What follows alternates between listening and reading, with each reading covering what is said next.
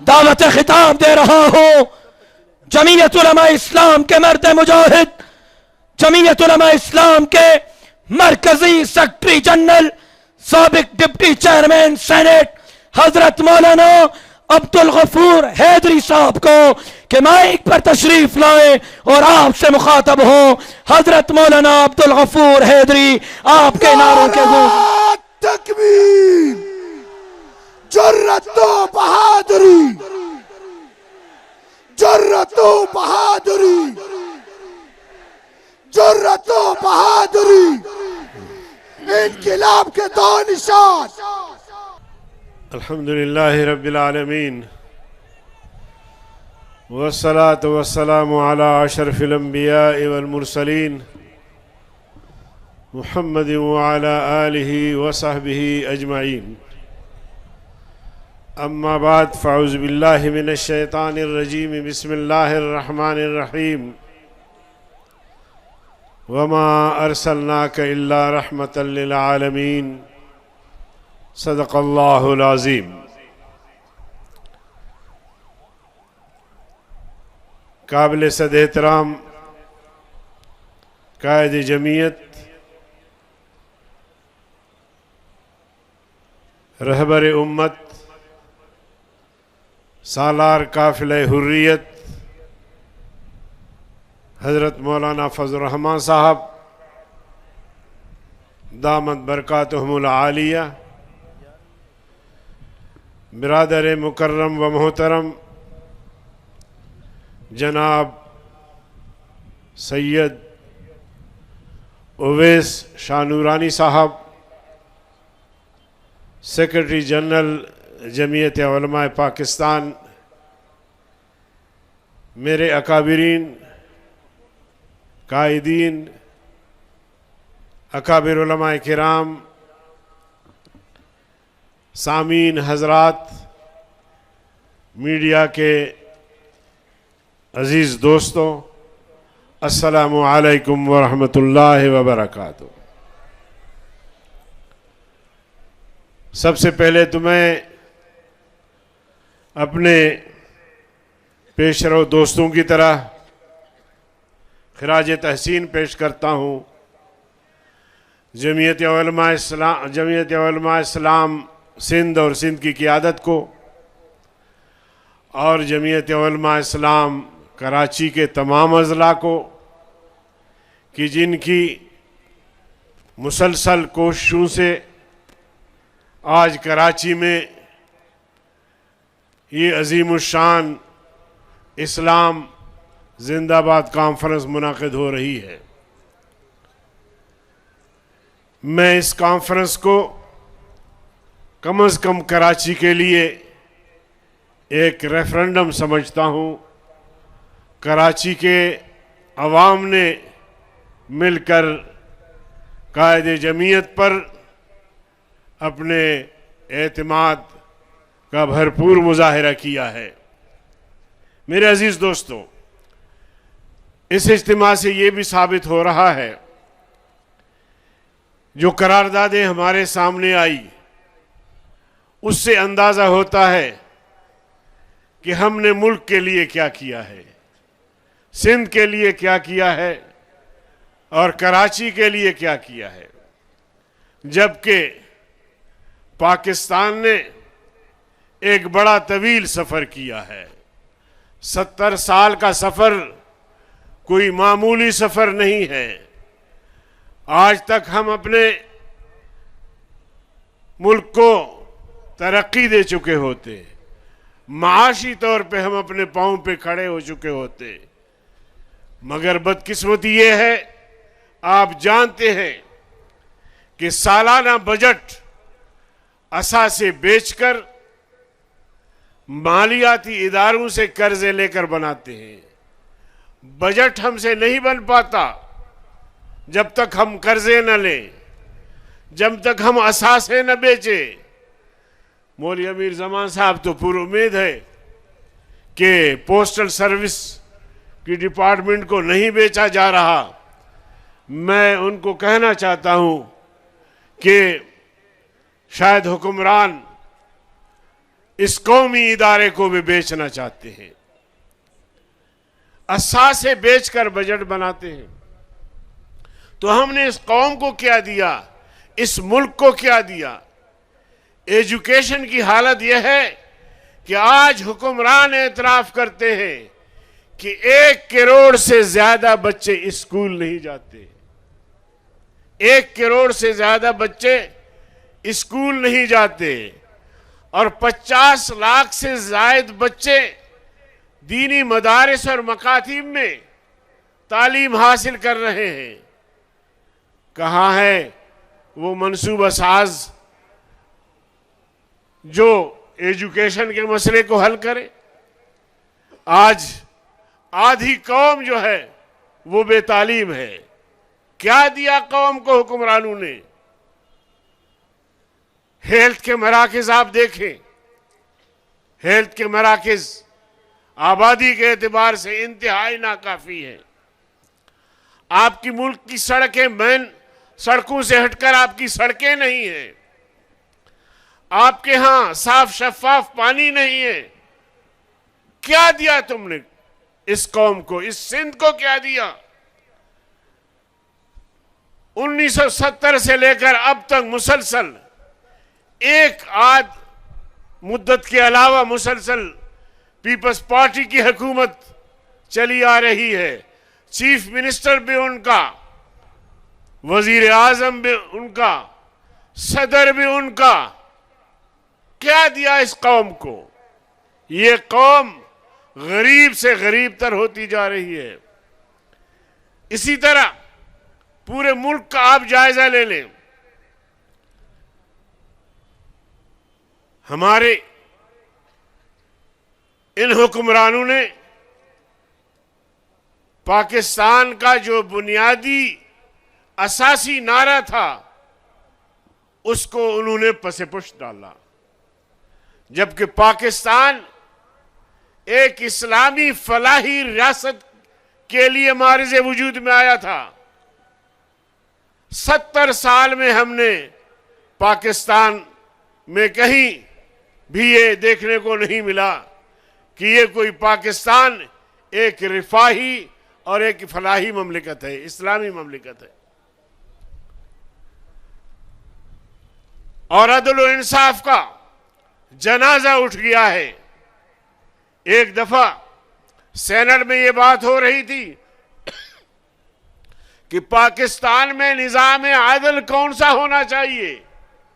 70 साल गुजारने के बाद ऐवान बाला सेनेट में इस बात पे बहस हो रही है कि पाकिस्तान में निजाम आदल कौन सा होनी चाहिए। हर एक ने अपनी बात की, अपना नुक्ते नजर बयान किया। मैंने कहा जनाब चेयरमैन, और मैं इस हाउस से भी सवाल करता हूं, मुझे बताएं कि हमारे बड़ों ने तो हमें यह बताया था कि पाकिस्तान का मतलब क्या।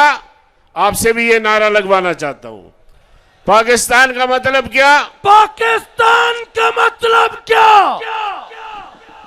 पाकिस्तान का मतलब क्या? ला इलाहा इल्लल्लाह। तेरा मेरा रिश्ता क्या? हमारे बड़ों ने बताया था कि पाकिस्तान का मतलब क्या? ला इलाहा इल्लल्लाह।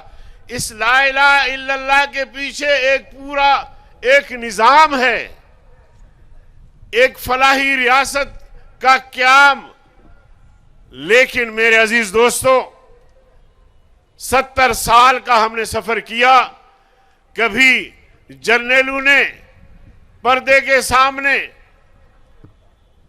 आकर एलानिया हुक्मरानी की, कभी पर्दे के पीछे खड़े होकर हुक्मरानी की। आज तक न यहां सही मानों में जमहूरियत कायम हुई, न ये रियासत इस्लामी फलाही रियासत बन सका। मैं आपसे पूछना चाहता हूं कि क्या आप मजीद 70 साल इंतजार करेंगे कि मामला इस तरह चलता रहे, या फिर आप उठ कर एक इनकिलाब बर्पा करेंगे? मैं आपसे पूछना चाहता हूं। मेरे अजीज दोस्तों, अब आपने उठना होगा। अब आपने इस मुल्क को इस्लामी फलाही रियासत बनाने के लिए मुत्तहिदा मजलिस अमल के प्लेटफॉर्म पे आकर किरदार अदा करना होगा, ताकि हम इस मुल्क को एक इस्लामी फलाही रियासत बनाए। गरीबों के लिए वो तालीमी इदारे कायम करें उनके बच्चों के लिए जो अमीरों के बच्चे जहां पढ़ते हैं, उनको भी वो तालीम दे जहां अमीरों के बच्चे तालीम हासिल करते हैं। गरीब का बच्चा तालीम से महरूम, खुराक से महरूम, पोशाक से महरूम। तो मेरे अजीज दोस्तों, इस तरह अगर हम तमाशा बन के बैठे रहेंगे कुछ नहीं होगा। उसके साथ साथ मैं ये भी कहना चाहता हूं कि जमीयत उलमा इस्लाम ने मुख्तलिफ अदवार में जो जद्दोजहद की है वो कौम के सामने है। मैं हाल ही में सेनेट की बात करता हूं कि खबरें चलती रही कि सेनेट में लोग बिक रहे हैं, एमपीए बिक रहे हैं। लेकिन मेरे भाइयों, जमीयत से वाबस्ता कारकुनों, इस बात पे तुम्हें फख्र होना चाहिए कि इस सेनेट में जो मंडी लगी हुई थी, बलोचिस्तान में भी, खैबर पख्तूनख्वा में भी, लेकिन मैं दावे से कहता हूं कि कोई मुल्ला नहीं बिका, कोई मुल्ला नहीं बिका। बिका तो खान बिका, बिका तो नवाब बिका, बिका तो मुख्तलिफ पार्टियों से ताल्लुक रखने वाले लोग बिके। और एक पार्टी सरबराह एतराफ करता है कि मेरे पार्टी के 20 मेंबर बिके, 20 मेंबर बिके। ये सेनेट के मेंबरान के इंतखाब के वक्त खैबर पख्तूनख्वा में, लेकिन आगे चलकर पूरी जमात बिकी। जब चेयरमैन और डिप्टी चेयरमैन का इलेक्शन हो रहा था तो पूरी जमात बाजमात बिकी। सेनेट चेयरमैन इलेक्शन से एक दिन पहले, जैसे दुरानी साहब ने फरमाया, दोनों पार्टियों की क़ियादत एक दूसरे को गलीज गालियां दे रही थी, और इलेक्शन के दिन बावजू होकर, बाजमात होकर पूरी जमात बिकी। अब ऐसी क़ियादत कौम पर मुसल्लत की जा रही है जो बिकने वाली है, जो झुकने वाली है, जो पाकिस्तान की इस्लामी कल्चर को फहाशी और यानी बेहया में तब्दील करना चाहते हैं। ऐसी जमात को मुल्क पर मुसल्लत करने की कोशिश की जा रही है। लेकिन मैं उन मुक़्तदर कुव्वतों को भी बताना चाहता हूं, उन आलमी कुव्वतों को भी बताना चाहता हूं कि खुदा की कसम हमने भी हल्फ उठाया है कि ऐसी ताकतों का डटकर मुकाबला करेंगे और ऐसी ताकतों को पाकिस्तान पे मुसल्लत होने नहीं देंगे इंशाअल्लाह। मेरे अजीज दोस्तों, मैं अर्ज कर रहा था कि जुल्म जबर की इंतहा है, इंसाफ नहीं है, अदल नहीं है, तअस्सुब आ गया बीच में, जातियात आ गए बीच में। मैं तो